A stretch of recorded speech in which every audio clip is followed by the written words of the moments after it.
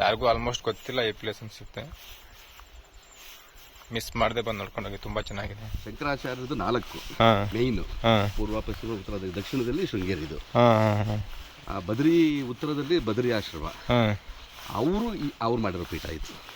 ಶೃಂಗೇರಿಯವರು ಬೆಂಗಳೂರಲ್ಲಿ ಮಾಡಿದ್ದಾರೆ, ಶಂಕರಪುರಮಲ್ಲಿ, ಅವನಿ ಮುಳಬಾಗಿಲಲ್ಲಿ ಅಲ್ಲೊಂದು ಮಾಡಿದ್ದಾರೆ. ಅವ್ರವ್ರ ಪೀಠಗಳು. ಸೊ ಇದು ಅವರು ಬದ್ರಿಕಾಶ್ರಮದವರು ಇಲ್ಲಿ ಮಾಡಿರೋ ಪೀಠ. ನಮಸ್ಕಾರ Karnataka, welcome back to my YouTube channel. ಎಲ್ಲರೂ ಹೇಗಿದ್ದಾರೆ? ಎಲ್ಲರೂ ಚೆನ್ನಾಗಿದ್ದಾರೆ ಅಂತ ಅನ್ಕೋತೀನಿ. ಇವತ್ತು ನಾನು ನಿಮಗೆ ಕರ್ಕೊಂಡು ಹೋಗ್ತಿರೋ ಪ್ಲೇಸ್ ಯಾವುದಪ್ಪ ಅಂದರೆ ಬಂಡಿಗಡಿ ಅಥವಾ ಶಕಟಾಪುರ ಅಂತ. ಇದು ಶೃಂಗೇರಿ ನಿಯರ್ ಇದೆ. ಹರಿಹರಪುರದಿಂದ ಒಂದು 4 ಕಿಲೋಮೀಟರ್ ಆಗುತ್ತೆ, ನಿಯರ್ ಇದೆ. ಇದೊಂದು ತುಂಬ ವಿಶೇಷವಾದ ಮಠ ಅಂತ ಹೇಳ್ಬೋದು. ಆಲ್ಮೋಸ್ಟ್ ಈ ಮಠ ಯಾರಿಗೂ ಗೊತ್ತಿಲ್ಲ ಅನ್ಕೋತೀನಿ. ನನಗೆ ಗೊತ್ತಿರೋ ಅಷ್ಟು ನಿಮಗೆ ತಿಳಿಸೋ ಪ್ರಯತ್ನ ಮಾಡ್ತೀನಿ.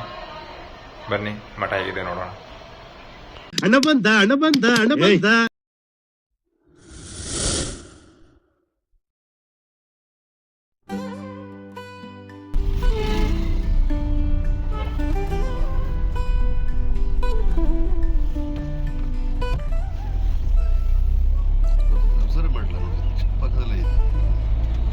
ಒಳಗೆ ಹೋಗ್ಬೇಕಿನ್ನ. ಇಲ್ಲಿಂದ ಒಂದು ಹರಿಹರಪುರದಿಂದ ಒಂದು 4 ಕಿಲೋಮೀಟರ್ ಆಯ್ತದ.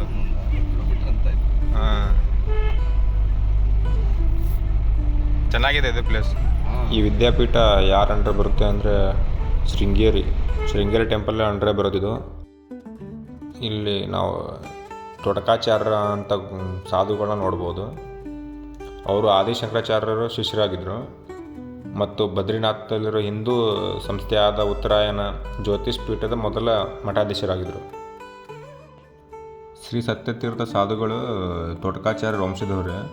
ಸುಮಾರು 6 ಶತಮಾನಗಳ ಹಿಂದೆಯೇ ಶಕಟಾಪುರಕ್ಕೆ ಬಂದು ತುಂಗಾ ನದಿ ದಡದಲ್ಲಿ ಈ ವಿದ್ಯಾಪೀಠನ ಸ್ಥಾಪನೆ ಮಾಡಿದರು.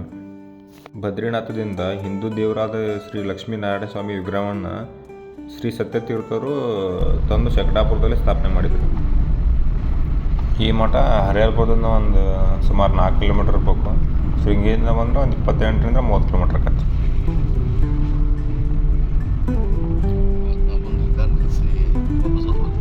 ಇಲ್ಲಿ ಬಂದು ಹೋಗಿದ್ರ ನೀವು? ಸರಿ, ಮಧ್ಯಾಹ್ನ ಬಂದ್ಬಿಟ್ವಿ. ಅವಾಗಲೂ ಕ್ಲೋಸ್. ಸುಮ್ಮನೆ ಇಲ್ಲಿ ನಿಲ್ಲಿಸ್ಕೊಂಡು ನೋಡಿದ್ವಿ. ಸುಮ್ಮನೆ ಇಲ್ಲಿಂದ ನಿಂತ್ಕೊಂಡು ನೋಡಿ, ಇಲ್ಲ ಸರ್ ಬಿಡಲ್ಲ, ಸಂಜೆ ಮತ್ತೆ ವಾಪಸ್ ಹೋಗಿದ್ದೀವಿ. ಯಾವಾಗ ಕರ್ಸ್ಬೇಕಂತ ಅವಾಗ ಕರ್ಸ್ಬೇಕು ಅಷ್ಟೇ. ಆ ಟೈಮ್ ಬರಬೇಕು.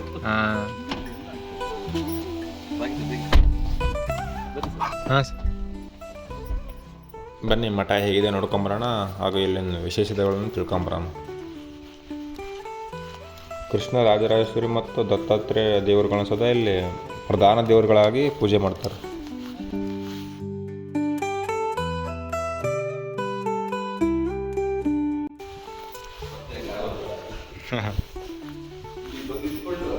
ಹಾಂ, ಚೆನ್ನಾಗೈತೆ. ಇನ್ಮೇಲೆ ಹೇಳ್ತೀನಿ ಹೇಳ್ರಿ. ಈಗ ಶೃಂಗೇರಿ ಇಲ್ಲಿ ಕಡೆ ಬರ್ತಾರಲ್ಲ, ಅದೇ ಇಲ್ಲಿ ಬರೋದೇ ಈ ಪ್ಲೇಸ್ ಮಿಸ್ ಮಾಡ್ದೇವೆ, ನೋಡ್ಕೊಂಡು ಹೋಗಿ ಕೇಳ್ಬೇಕು. ಒಳ್ಳೆ ಎಂಥ ಜಾಗದಾಗ ಕಟ್ಟರು ನೋಡ್ರಿ ಅದನ್ನು.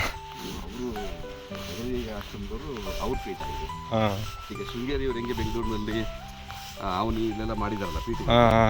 ಶಂಕರಾಚಾರ್ಯರದು 4 ಮೇಯ್ನು. ಪೂರ್ವ, ಪಶ್ಚಿಮ, ಉತ್ತರ, ದಕ್ಷಿಣದಲ್ಲಿ ಶೃಂಗೇರಿ ಇದು. ಬದ್ರಿ ಉತ್ತರದಲ್ಲಿ ಬದ್ರಿ ಆಶ್ರಮ. ಅವ್ರು ಮಾಡಿರೋ ಪೀಠ ಆಯಿತು.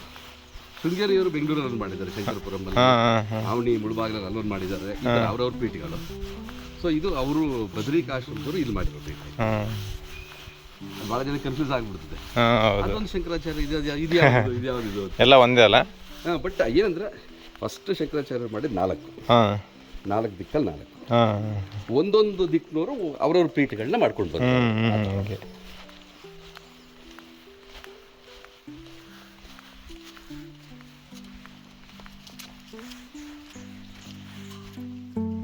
ದೇವಸ್ಥಾನ ಮುಂದೆ ಒಂದು ಪಾರ್ಕ್ ಮಾಡಿದ್ದಾರೆ.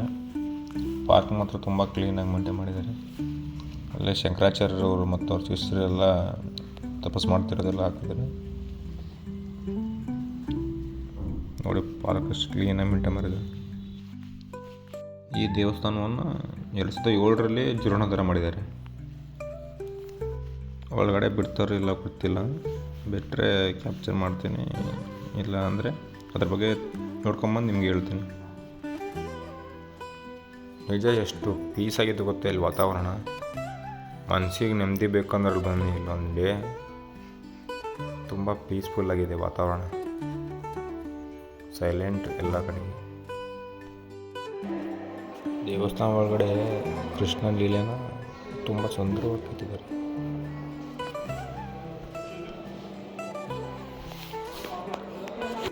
ಒಳಗಡೆ ವಿಡಿಯೋ ಮಾಡೋಕ್ಕೆ ಅಲೋ ಮಾಡಲಿಲ್ಲ. ಇಲ್ಲಿ ನೋಡ್ರಿ ನಮ್ಮ ಬಾಸ್ ಕ್ಯೂಟ್ ಆಗಿದ್ದಾರೆ.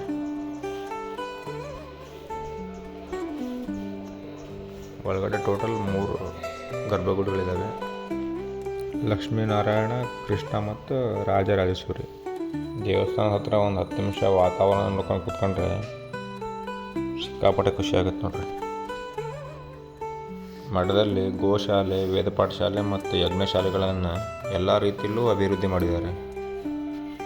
ದೇವಸ್ಥಾನದಲ್ಲಿ ಮಧ್ಯಾಹ್ನ ಮತ್ತು ರಾತ್ರಿ ಊಟದ ವ್ಯವಸ್ಥೆ ಇದೆ ಮತ್ತು ಇಲ್ಲಿ ಅತಿಥಿ ಗೃಹಗಳು ಇದ್ದಾವೆ. ಹಾಗೆ ದೇವಸ್ಥಾನದ ರೈಟ್ ಸೈಡ್ ಬಂದರೆ ಕ್ಯೂಟ್ ಆಗಿರೋ ಗಣೇಶನ ನೋಡ್ತೀರ. ಮತ್ತು ಹಿಂಗೆ ಹಿಂದೆ ಹೋದರೆ ಒಂದು ನದಿ ಇದೆ, ಅಲ್ಲಿ ತುಂಗಾ ನದಿ, ಅದು ತುಂಬ ಪ್ರಶಾಂತವಾಗಿರುತ್ತದೆ. ನೋಡ್ಕೊಂಬರಂಬರ್ರಿ.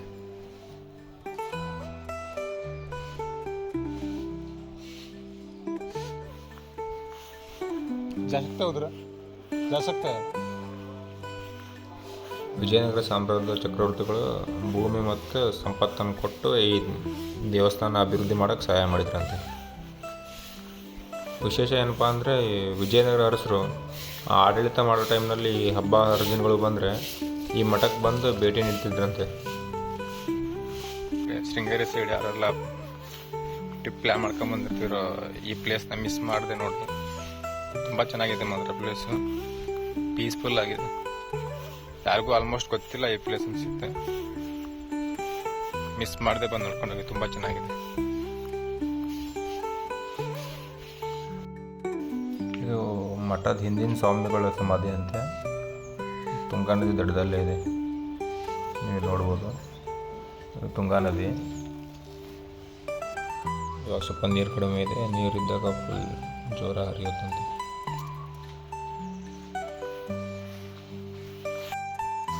ಶೃಂಗೇರಿಯಿಂದ ಏನು ತುಂಬ ದೂರ ಇಲ್ಲಿದು.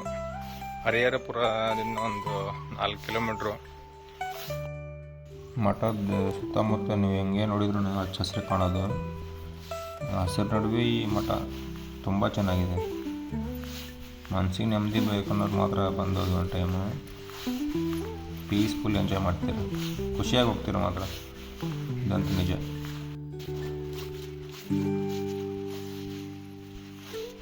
ನೋಡಲ್ಲ ನೋಡಿ ನಾವು, ಚೆನ್ನಾಗಿದೆ.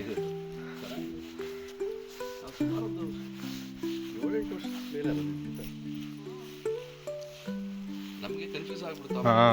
ಅದನ್ನ ರಿನೋವೇಟ್ ಮಾಡಿದಾರಲ್ಲ, ಅದಾಯ್ತು ಅಂತ ನಮಗೆ ಕನ್ಫ್ಯೂಸ್ ಆಗ್ಬಿಡ್ತು. ನನಗೆ ಮಾಯನಲ್ಲೇ ಇದೇ ಬಿಡ್ರಿ ಅದು ಅದಲ್ಲ ಎರಡು.